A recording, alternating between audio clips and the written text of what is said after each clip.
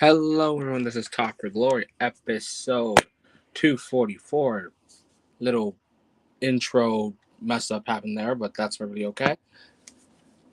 We are, like an hour away from Friday Night SmackDown. We are like 10 hours away from the 5-star Grand Prix, but we are about a couple days removed off of the biggest tournament in all of wrestling, that being the G1. And unlike previous years where Talk for Glory has not brought you reviews on the G1, this is gonna be a little something new. Maybe it'll come back next year. Maybe this is a one and done. But for right now, in this moment, I am your host, and as you guys already know, introductions are always a must. I'm an NV4. This is episode 244, and I'm here to bring you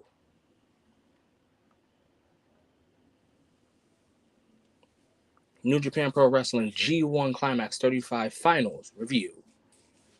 So I'm gonna break it down in the semifinals and finals format. To start us off, well, I guess playoffs, semifinals, and finals. So to start us off, I got to talk about David Finlay versus Konosuke Takeshita. And honestly, this is probably in David Finlay's top 5 best matches of his career. And it kind of makes me want to see more of David Finlay in this like top star level light, because I never thought David Finlay sucked. I just thought he was never a convincing Bullet Club leader. But dare I say, my God, this man could bring it when it came to that bell ringing. And I don't know why a lot of people, and I do mean a lot, I don't know why a lot of people like to discredit in ring, so much so to the point where there's a term for it. You're an in ring merchant. I don't know. I find that quite comical, if you ask me, because if wrestling's not one of like the key points, whether it's the first or second thing, I don't know where else you people are putting it. But this match showed off a lot of things. David Finlay, who knows? Maybe he could win a G1 in the finals.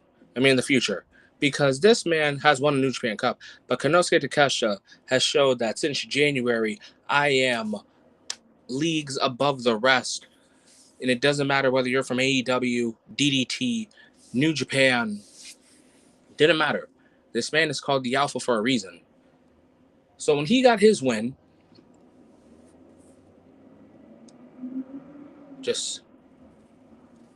when Takeshita got his win, my immediate thought was, are they really about to put Takeshita in the finals? What's David Finlay going to do now? Personally, I wanted David Finlay on AEW.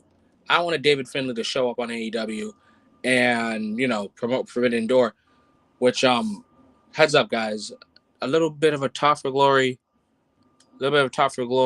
schedule heads up.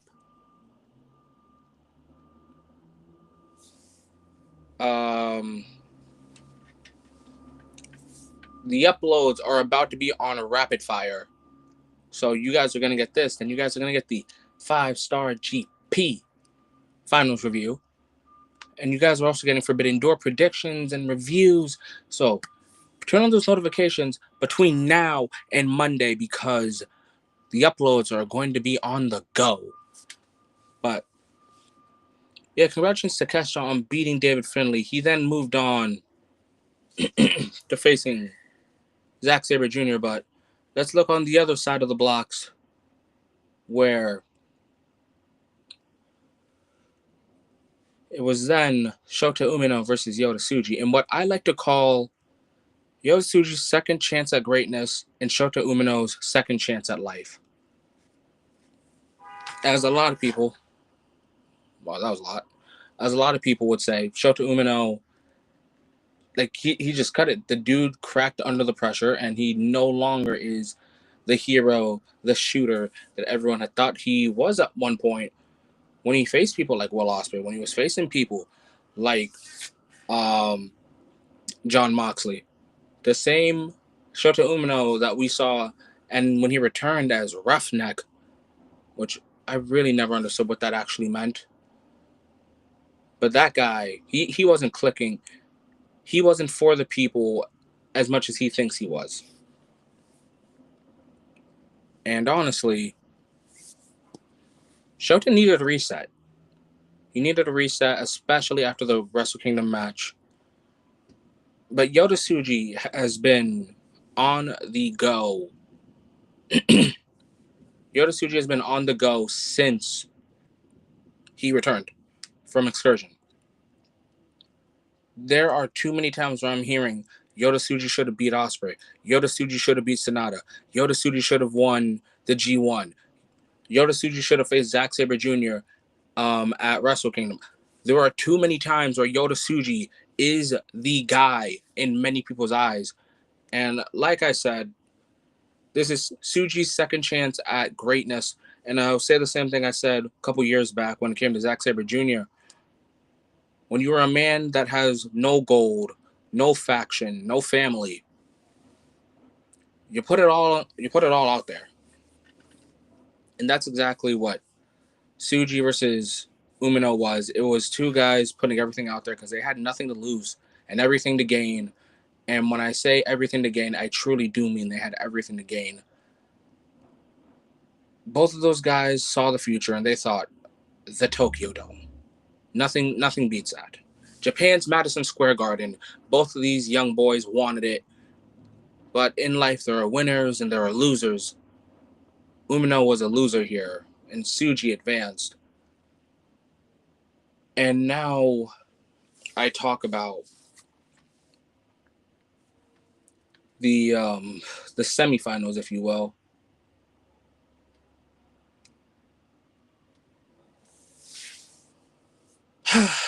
It is Evil versus Yota Tsuji. Now, if you guys remember the last time Evil was in a prominent role in Here on Talk for Glory, I believe how I started off the match was that match didn't suck. And I'll say this. I have skipped all of Evil's G1 matches.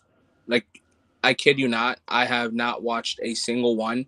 But I was forced to watch him in the semis and I was forced to watch him in the finals because I needed to know that there was a world, that there was a chance that New Japan Pro Wrestling was not going to put Evil in the main event of the Tokyo Dome.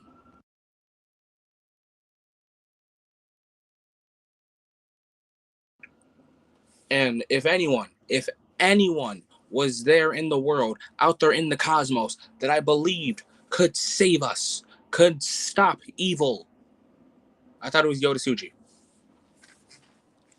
I thought this man, the man with the gene blaster, the man with the $1 million smile, the man that I say has all the charisma that Shinsuke left behind here in New Japan. If there was anyone that could beat Evil, it was Yota Tsuji. If there was anyone that could overcome House of Torture, I thought it was Tsuji. But Evil having as many members as God's Eye and Hate, an entire starting five and a bench, there was only so much Tsuji could do before the numbers caught up to him. And honestly, it was, in the end, Evil advanced into the finals. Evil advanced into the G1 Climax finals. I need everyone to understand what everyone's minds was going through when they were thinking about, so out of all the names here, we're putting Evil. We're going to put Evil here.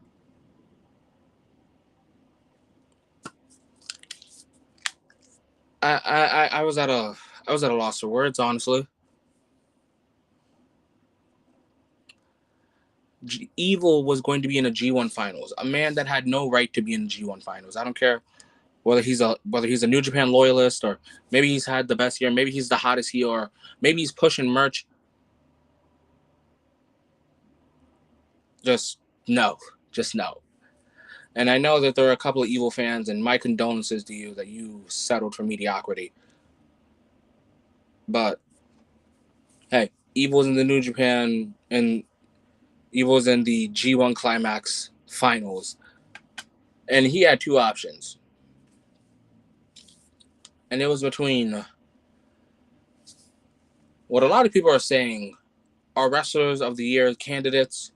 And come December, January, whenever Talk for Glory uploads their awards, or whenever myself, I end up on other podcasts and we discuss Wrestlers of the Year. And we've been talking throughout the months from January to December. We're over here spitballing the idea, maybe this guy, maybe that guy.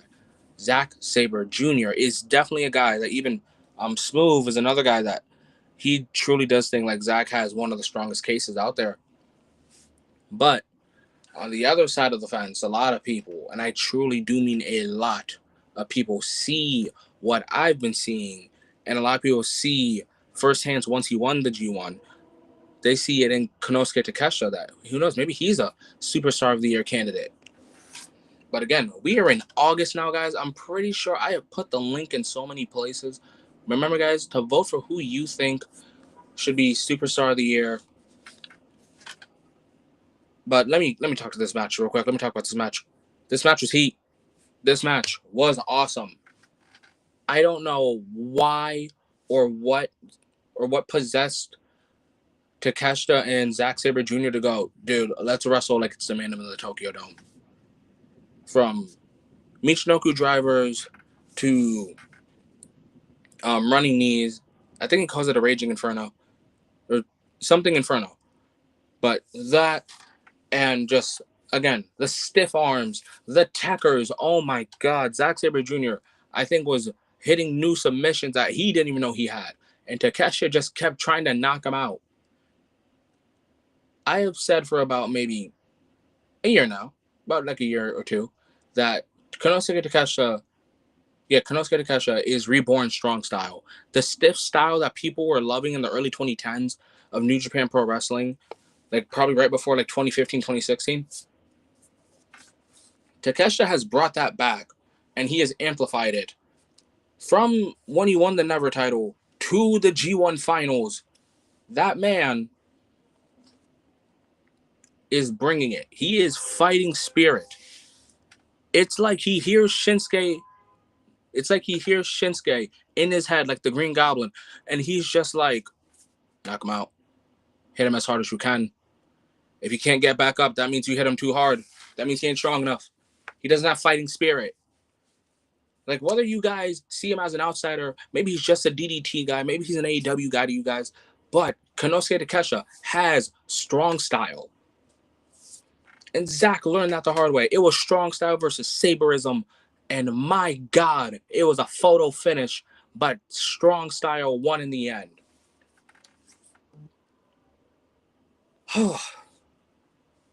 I swear, I get passionate whenever I see a good match. So my condolences for talking about the finals. Where the finals was Evil versus Konosuke Takeshita. But before I do that, I realize I'm kind of short on this, but that's okay. I didn't do any promoting for this, so if you guys stumble upon it, I hope you guys enjoy the listen. But guys, make sure you guys do one of the key factors when it comes to Talk for Glory, and that's to follow the socials. So make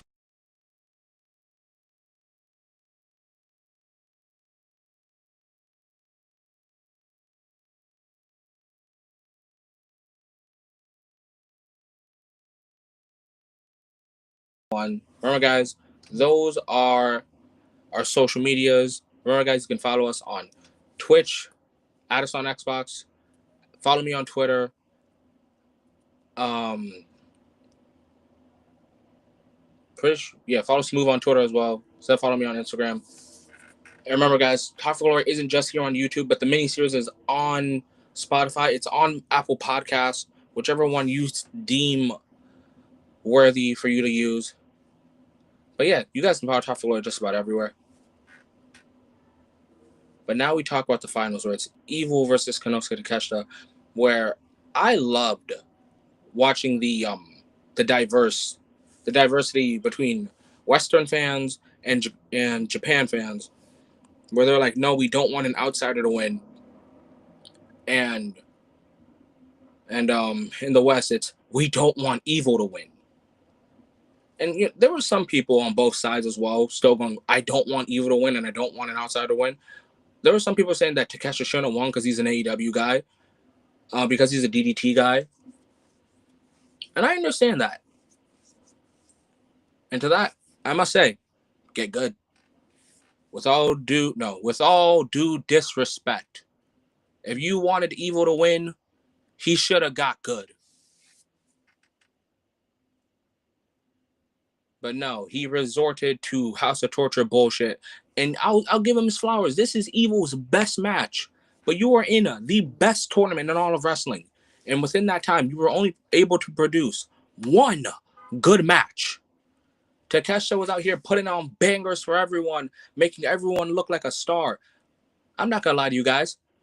My vision was a little hazy. There was a lot of smoke. I thought Evil was a good wrestler. I really did. And, I have been caught in this genjutsu before. I've seen through the smoke and mirrors before. When I thought Hikuleo was a good wrestler, when Jay White wrestled him. So now I see through the bullshit once again, this time in the most important tournament in all of wrestling, the G1. Congratulations to Evil on making it. But it's basically Konosuke Takeshi's birthright to be here. And it's not only Konosuke Takeshi's birthright to be in the G1 finals, it was his birthright, his destiny, his destino to win the G1. So whether you are just anti-DDT, anti-AEW, maybe you just don't like Konosuke Takeshita, whether you like it or not, today, tomorrow, until next year, actually forever, Konosuke Takeshita is your G1 Climax 35 winner. And if you wanted someone else to win, they should have got good. Because Takeshita, he didn't just get good. He got great. Damn near amazing. Dare I say perfect. He didn't have a perfect record, but he made sure that everybody felt his wrath. But again, I advise everyone to watch the G1 finals. Personally, I semi-enjoyed it. I'll probably give it a star rating right before the night's over. I'm definitely going to do gameplay, but I also want to give you guys the fair heads up that Forbidden Door predictions are probably coming tomorrow. So notifications for that. Stardom 5-Star Grand Prix Finals review will be coming out, I think, Sunday. Honestly, I think Sunday. If I can do it before Forbidden Door, it's coming out Sunday. If not, then it's coming out Monday. But that's everything I had for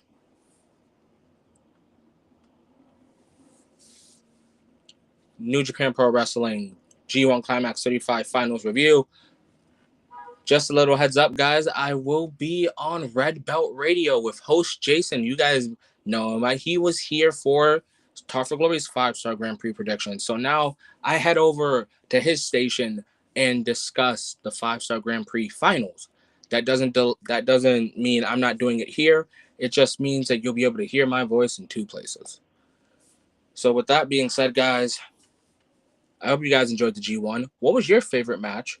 Personally, my favorite match was, honestly, Zack Sabre Jr. versus Takeshita. That was just amazing to me. I loved it. I hope Evil never looks at another G1 finals. If you guys have a problem with that, that's too fucking bad. But jokes aside, when it comes to Evil, when it comes to this G1 finals, I truly do think that this match absolutely fucking sucked.